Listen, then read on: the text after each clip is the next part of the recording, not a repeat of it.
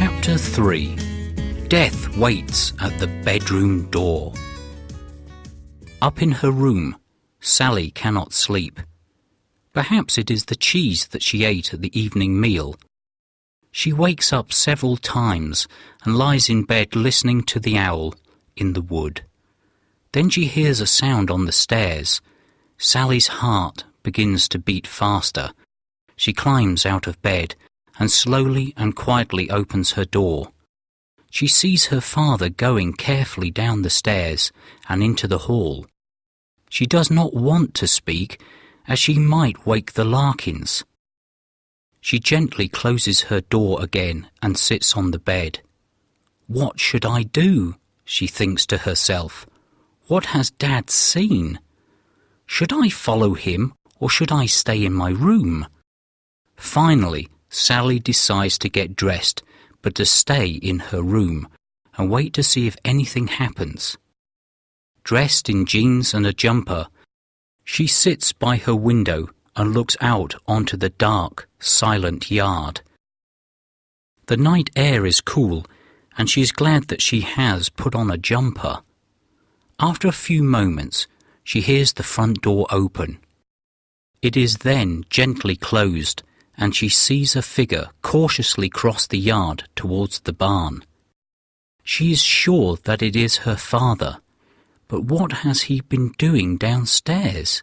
It has taken him a long time to leave the house. The figure goes down the side of the barn and disappears from her view. Sally still does not know what to do. What if her father does not come back? How long should she wait before she goes to look for him? A few moments pass and she hears the sound of the front door closing again. Now she sees another figure cross the yard. Again, Sally's heart begins to beat faster. It is Mrs. Larkin, and she has Brutus by her side. They both cross the yard without making a sound and go down the side of the barn, where her father went only moments before. Oh no, she thinks, what do I do now? She's feeling frightened and her heart is now beating like a drum. D.I. Rush opens his eyes and sees that he is inside the barn. He is sitting on a chair. When he tries to move, he finds that his hands are tied behind him and his feet are tied to the chair. Also, a piece of cloth has been pushed into his mouth. His head hurts, and for a few moments he is not sure what happened. The last thing he remembers is looking through the window into the barn. He looks around him. He sees again the group of men, all of them black, that he saw through the window. They look like Africans. The men are sitting around on the floor of the barn. Most of them look tired and frightened. Each of them has a rucksack. At that moment, Mr. Larkin appears from behind the van. He looks across at D.I. Rush. "Ah, Mr. Rush, I see that you're awake," he says. "I knew that you would be a problem from the moment you arrived. Always asking questions. Always looking where you shouldn't be looking. And you see what's happened? Now I'll have to kill you." D.I. Rush tries to answer, but he cannot speak because of the cloth in his mouth.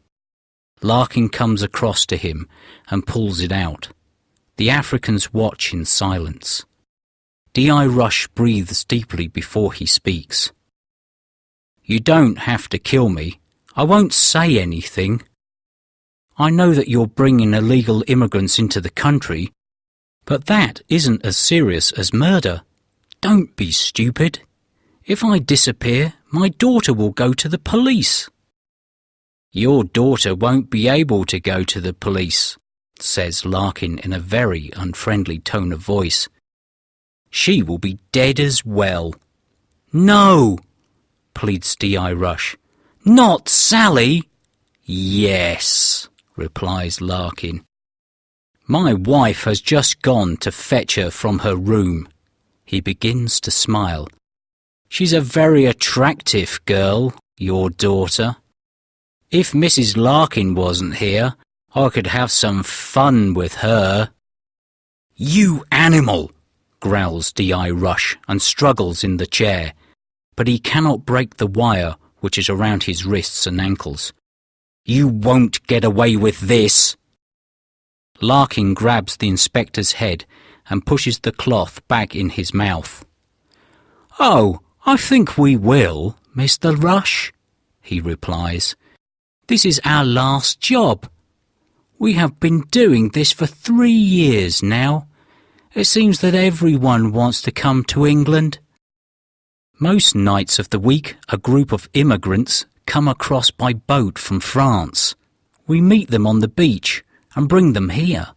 We give them a drink and a sandwich and then take them to London in the van. We get £1,000 for each one. Do you know how much money we have now, Mr. Rush? D.I. Rush just stares silently at him, hate in his eyes. He knows that he cannot do anything to stop Larkin. "Oh God," he thinks, "I can't even warn Sally." "Well, we have enough to start a new life in another country, somewhere warmer than England. I don't want to work again, ever. I want to spend my time with beautiful girls," he laughs. "Don't tell Mrs. Larkin, will you?"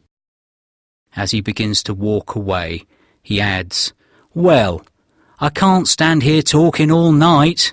There's work to be done." Suddenly, they hear the sound of Brutus barking in the house. "Perhaps your daughter is putting up a struggle," laughs Larkin. "I hope Brutus doesn't get hold of her. We don't want blood all over the house."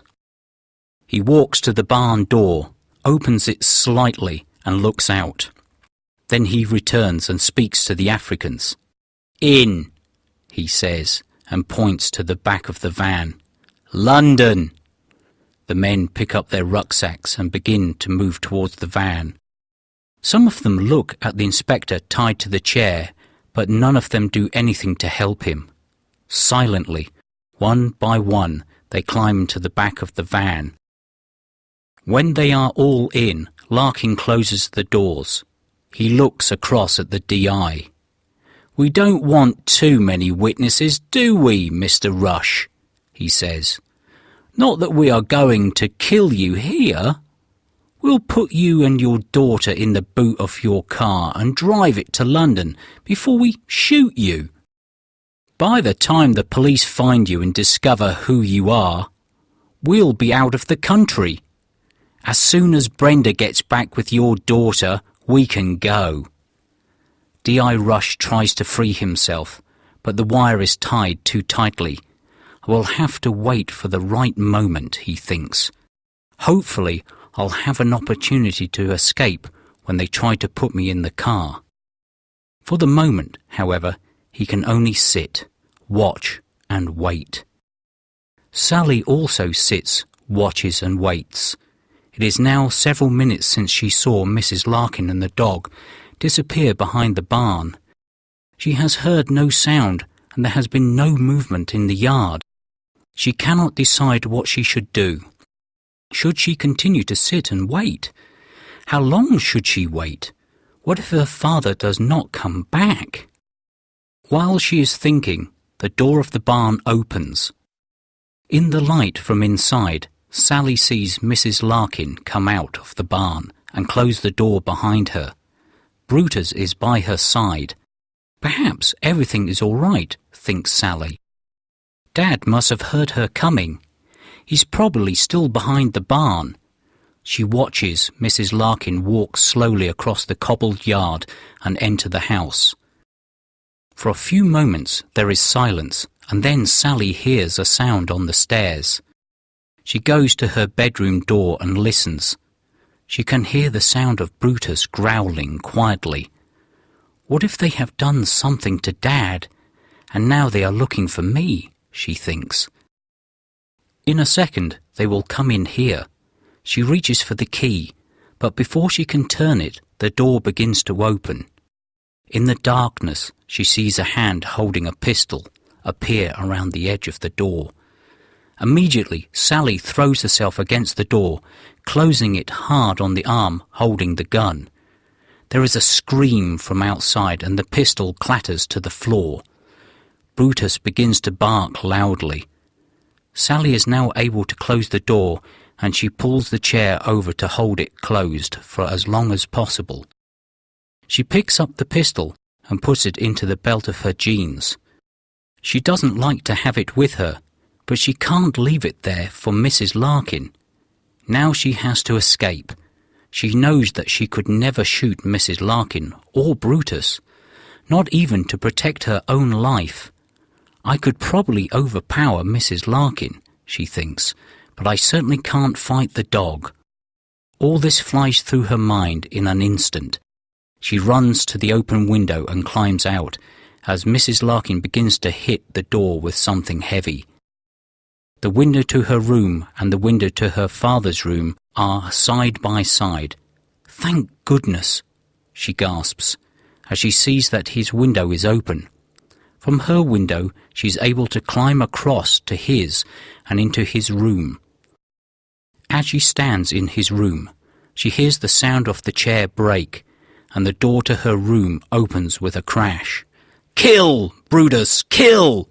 screams Mrs. Larkin, and in a moment Sally can hear Brutus barking in her room. Quickly, she picks up the heavy lamp from the bedside table and slowly opens the bedroom door. Mrs. Larkin is standing outside Sally's bedroom door and is holding her injured wrist. She's waiting to hear Sally scream when Brutus has his teeth in her. Silently, Sally steps behind her and with all her strength hits her on the back of the head with the lamp. Without a sound, Mrs. Larkin falls to the floor unconscious. Sally steps over her body and quickly closes the bedroom door. Brutus is now a prisoner in the room. Sally breathes deeply, and now that the danger is past, she begins to tremble. "I don't know what it is that they're doing here," she says to herself. "But if Mrs. Larkin came looking for me with a gun, it must be something illegal." Now she thinks about her father. What can have happened to him? She will have to go to the barn and see if she can find him.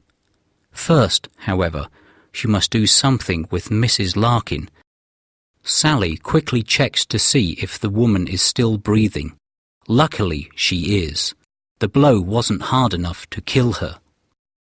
Sally grabs her by the shoulders and drags her into her father's room. She uses the cable from the table lamp to tie Mrs. Larkin's hands together. She then uses one of her father's belts to fasten the woman's legs together. Finally, she uses another belt. She puts it through Mrs. Larkin's arms and fastens it around the leg of the bed. When she is happy that Mrs. Larkin cannot escape, she takes the pistol from her belt and looks at it. The smooth, cold metal in her hand makes her feel uncomfortable. She places it back in her belt and carefully goes down the stairs. She stops at the bottom of the stairs and listens. Brutus has now stopped barking. The house is in darkness and completely silent. Sally goes to the front door and opens it slowly. The yard is dark and there is no sound. Where is Mr. Larkin? Will he come to the house and look for his wife? Hopefully he is still in the barn. Sally leaves the house and closes the door behind her. Quickly, she moves around the edge of the yard until she is at the side of the barn. She stands at the window where her father stood a short time ago and looks into the barn. She gasps as she sees her father tied to a chair. Mr. Larkin is just closing the doors at the back of the van and is speaking to her father. She can't hear what he is saying, but from the look on her father's face, it is not something pleasant. Larkin opens the two large barn doors before he climbs into the driver's seat of the van. As Sally watches, the van moves forward out of the barn and into the yard. Now is my opportunity, thinks Sally. She takes the pistol from her belt and then she opens the side door of the barn. After quickly looking around, she runs across to her father with the pistol in her hand. She places the pistol on the floor and throws her arms around him. "Oh, Dad," she gasps, "are you okay?" All her father can do is mumble. He still has the cloth in his mouth, so she pulls it out. "Behind you!" he gasps. Sally turns, but it's already too late. Larkin has silently come back into the barn, and before she can move, he picks up the pistol from the floor. He steps back away from her and points the pistol at her heart. "Well, well, Miss Rush," he says. "What a pleasant surprise. So nice of you to join us."